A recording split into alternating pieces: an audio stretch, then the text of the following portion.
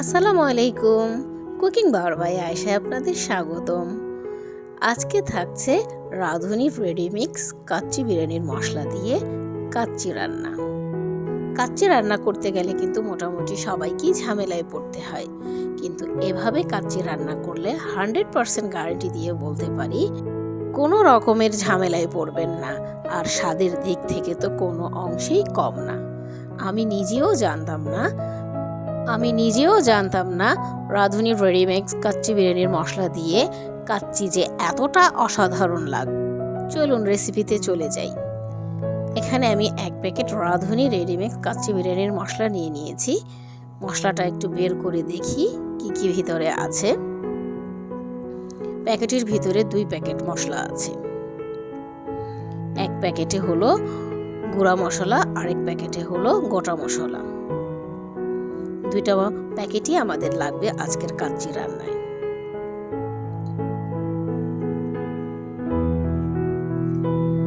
এখানে আমি 1.5 কেজি খাসির মাংস নিয়ে নিয়েছি, হাড় চর্বি সহই নিয়েছি এবং পিসগুলো আমি মিডিয়াম সাইজেরই করে এনেছি।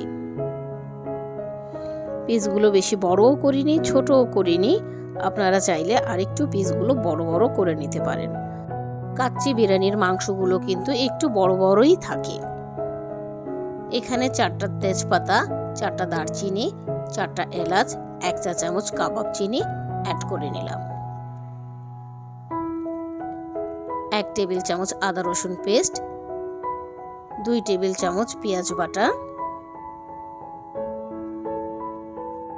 1 টেবিল চামচ কাঁচা পেঁপের পেস্ট আমি ছিলকা সহই করে নিয়েছি, 1 চা চামচ মরিচের গুঁড়া, 1 চা চামচ লাইট সয়া সস, 1 টেবিল চামচ টমেটো সস ও রাঁধুনি রেডিমিক্স কাচ্চি বিরিয়ানির মশলা প্যাকেটের ভিতরে যতটুকু ছিল সবটুকুই আমি অ্যাড করে দেব। আমি কিন্তু গুঁড়াটা অ্যাড করে নিয়েছি। আর 1 কেজি মাংস বা 1.5 কেজি মাংসর মধ্যে 1 প্যাকেট সবটুকুই লাগবে। এখানে পেঁয়াজ বেরেস্তা করে রেখেছিলাম যে তেলটা, সেই তেলটা আমি অ্যাড করে নিচ্ছি। স্বাদ মতো লবণ। এখন 1/4 কাপ ঘি অ্যাড করে নেব। ঘিটা দিলে কাচ্চির ফ্লেভারটাও অসাধারণ আসবে। চেষ্টা করবেন 1 টেবিল চামচ হলেও যেন ঘি অ্যাড করা হয়। এবার সবগুলো মশলা আমি খুব ভালো করে মিক্সড করে নেব মাংসর সাথে। একটি কথা বলতে তো ভুলেই গিয়েছি, পেঁপে পেস্টটা অবশ্যই ছিলকা সহ পেস্ট করবেন। এতে করে মাংসটা টেন্ডারাইজের কাজ করবে ও প্রচুর সফট হবে। কাচ্চি রান্না করলে অনেক সময় দেখবেন মাংসটা শক্ত রয়ে যায়, খেতে ভালো লাগে না এবং চালটার সাথেও মিক্সড হয় না। তাই চেষ্টা করবেন ছিলকা সহ পেস্ট করে অ্যাড করার। এখন কিছুটা বেরেস্তা অ্যাড করে নিচ্ছি, দিয়ে আমি আবার মাংসর সাথে মিশিয়ে দিচ্ছি।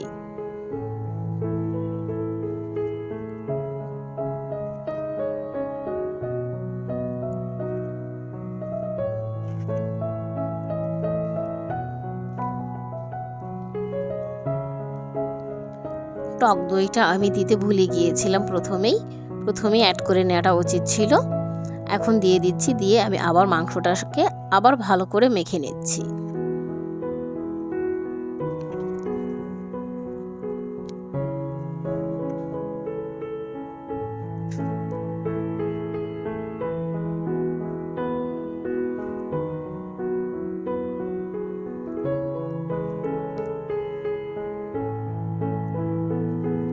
মাংসটা আমার মাখা হয়ে গিয়েছে।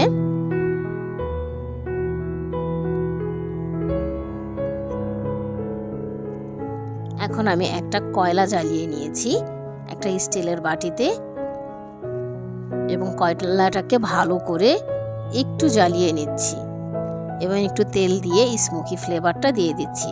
ঢাকনা দিয়ে ঢেকে দিয়েছি। ঢাকনায় যদি কোনো ছিদ্র থাকে অবশ্যই ছিদ্রটা আটকে দেবেন। আমার ঢাকনার ছিদ্র আগে থেকেই বন্ধ ছিল। এখন একটা মশলা রেডি করে নেব। এখানে কিছু বেরেস্তা নিয়ে নিয়েছি, 6টা আলু বাখারা, 2 টেবিল চামচ কিশমিশ এবং কিছুটা কাঠবাদাম ও পেস্তা বাদাম একসাথে কুচি করে নিয়েছি, 2 টেবিল চামচ গুঁড়ো দুধ, সবগুলো একসাথে নিয়ে নেব।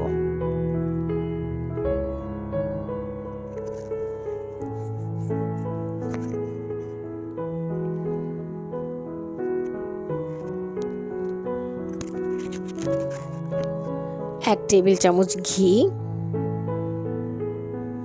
দিয়ে হাত দিয়ে খুব ভালো করে মিক্সড করে নেব মশলাটা।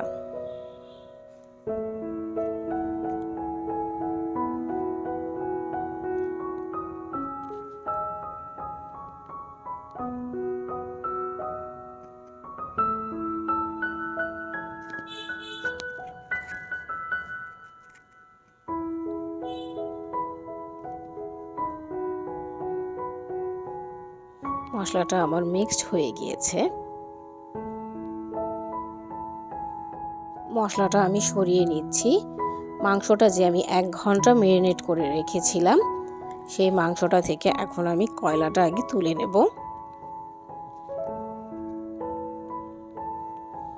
1 ঘন্টার ম্যারিনেটের ফলে মশলাটা খুবই ভালোভাবে মাংসর সাথে মিশে গেছে এবং স্মোকি ফ্লেভারটাও খুব ভালোভাবে কিন্তু চলে এসেছে। এখন যে মশলাটা আমি রেডি করেছি, সেই মশলা থেকে বেশি অর্ধেকটাই আমি মাংসের উপরে ছিটিয়ে দেব। মশলাটা কিন্তু মাংসর চারো সাইডেই দেওয়ার চেষ্টা করবেন। ভিডিওতে দেখতেই পাচ্ছেন আমি কিভাবে দিচ্ছি। এবং এই মশলা থেকে কিছুটা আমি রেখে দেব, বেশি অর্ধেকটাই কিন্তু অ্যাড করে ফেলেছি। এখন এখানে কয়েক টুকরা আলু নিয়ে নিয়েছি ও সামান্য একটু ফুড কালার নিয়ে নিলাম, যেন আলুতে কালারটা খুব সুন্দরভাবে চলে আসে।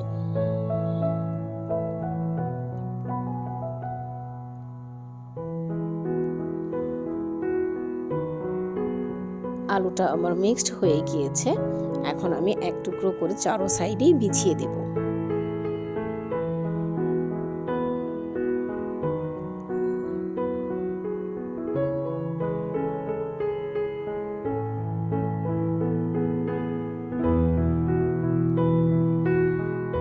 এখন কয়েকটা কাঁচামরিচ নিয়ে নিয়েছি, মাংসর উপরে বিছিয়ে দেব। চেষ্টা করবেন মাংসর উপরেই দেওয়ার জন্য, পোলাওর মধ্যে যেন অ্যাড না করা হয়। পোলাওতে অ্যাড করলে কাচ্চির ফ্লেভারটা কিন্তু ভালো আসবে না। এই ছোট ছোট টিপসগুলো অবশ্যই ফলো করবেন, এতে করে আপনার কাচ্চির স্বাদটাও অসাধারণ আসবে। এখন একটা মশলা রেডি করে নেব। এখানে আমি 2 টেবিল চামচ গুঁড়ো দুধ নিয়ে নিয়েছি ও 1.5 কাপ পানি অ্যাড করে নেব। এখন এই দুধের সাথে 1/4 কাপ ঘি অ্যাড করে নেব। এই দুধটা দিয়েই কিন্তু আমি পোলাওটা দমে দেব।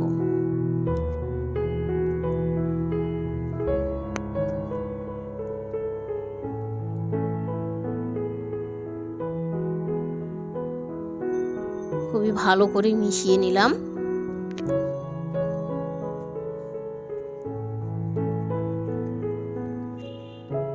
এখানে আমি 1 টেবিল চামচ দুধ নিয়ে নিয়েছি ও সামান্য ফুড কালার অ্যাড করে নেব। একটা চামচ দিয়ে ভালো করে মিশিয়ে নেব। এতে করে কাচ্চি পোলাওটা কিন্তু কালারটা খুবই অসাধারণ আসবে।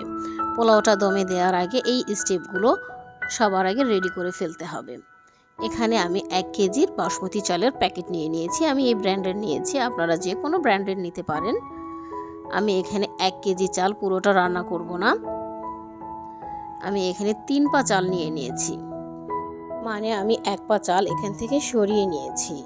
আপনারা চাইলে কিন্তু পুরো প্যাকেটটাই রান্না করতে পারেন 1.5 কেজি মাংসর সাথে। চালটাকে আমি খুব ভালো করে ধুয়ে স্ট্রেনারে ঝরিয়ে নেব। প্রথমেই কিন্তু আমি দেখিয়েছিলাম প্যাকেট খুলে ভিতরে 2টি প্যাকেট ছিল। একটি প্যাকেট কিন্তু আমি মাংসর সাথে অ্যাড করেছি, আরেকটি প্যাকেটের ভিতরে এমন গোটা মশলা, মানে সব রকমেরই কাচ্চিতে যত ধরনের মশলা লাগে সব মশলাই দেয়া আছে।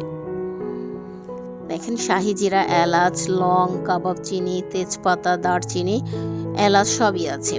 আমি এখানে আগেই চুলায় পানি বসিয়ে রেখেছিলাম। এই গোটা মশলাগুলো আমি এখন পানির সাথে অ্যাড করে নেব এবং পরিমাণ থেকেও একটু বেশি লবণ অ্যাড করে নেব এবং কিছুটা তেলও অ্যাড করে নেব।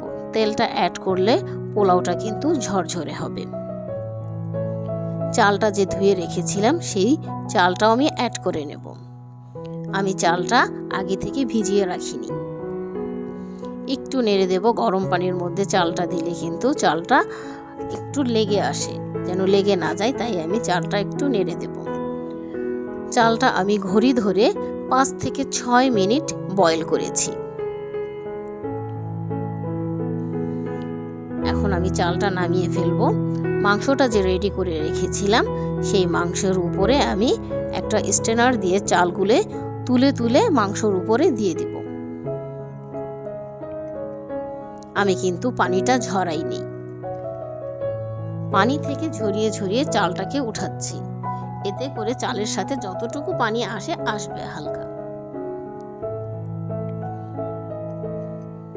এবং চালটাকে চারো সাইডটা সমান করে দিয়ে দিচ্ছি।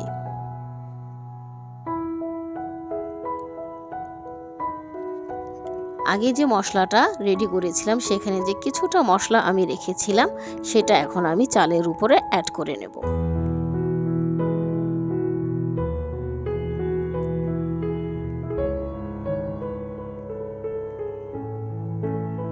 এখন যে দুধটা রেডি করেছিলাম সেই দুধটা আমি চারো সাইডেই অল্প অল্প করে দিয়ে দিব।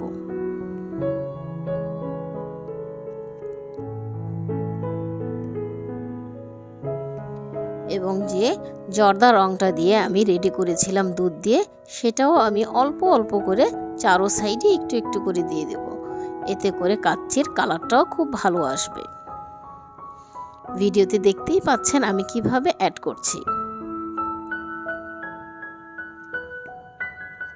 মোটামুটি আমার সবগুলো মশলাই অ্যাড করা হয়ে গিয়েছে। এখন আমি ঢাকনা দিয়ে ভালো করে ঢেকে দেব।